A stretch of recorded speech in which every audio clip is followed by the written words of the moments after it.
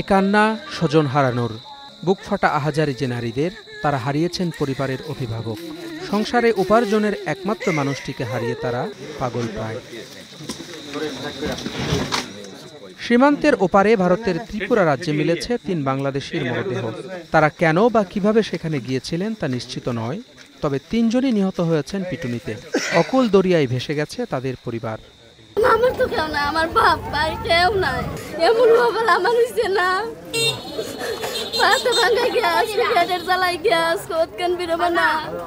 স্বজনরা বলছেন, মঙ্গলবার চুনারুঘাটের ৩ ব্যক্তি সীমান্ত এলাকায় বিড়ি তৈরির পাতা সংগ্রহে যান। এরপর থেকে আর খোঁজ মেলেনি তাদের। বুধবার খবর মেলে ত্রিপুরা রাজ্যে সন্দেহবশত পিটিয়ে মেরে ফেলা হয়েছে ৩ জনকে।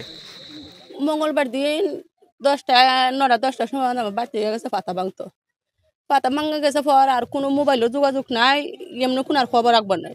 পরে হালকা সন্ধ্যাবেলা খবর আইছে, এরা কোনো রেমা বাগান কোনো লাশ পাইছে। আমরা আইটি পাইটি লইয়া গানবার লাগি।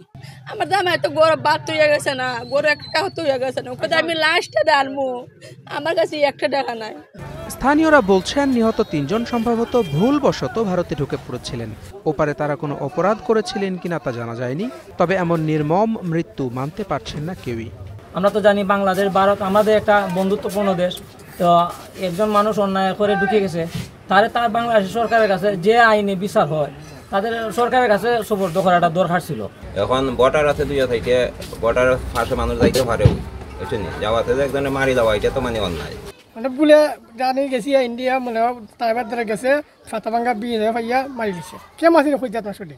বৃহস্পতিবার সন্ধ্যায় বাল্লা স্থলবন্দর দিয়ে ৩ মরদেহ হস্তান্তর করেছে বিএসএফ। আইনি প্রক্রিয়া শেষে মরদেহগুলো পরিবারের কাছে দেবে বাংলাদেশের পুলিশ। এখানে ৩ জন আমাদের বাংলাদেশের লোক, তারা ভারতের অংশে গিয়েছিল, তো সেখানে তারা মারা যায় এবং সেই হিসাবে তারা ওইখানে পোস্টমর্টেম করা হয়েছে।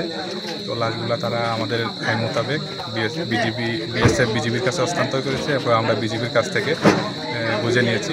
সীমান্তের ওপারে প্রাণ হারানো চুনারুঘাটের পণ্ডিত মিয়া, সজল মিয়া ও জুয়েল মিয়া পরিচিত ছিলেন ক্ষুদ্র ব্যবসায়ী হিসেবে। Desk report, star news.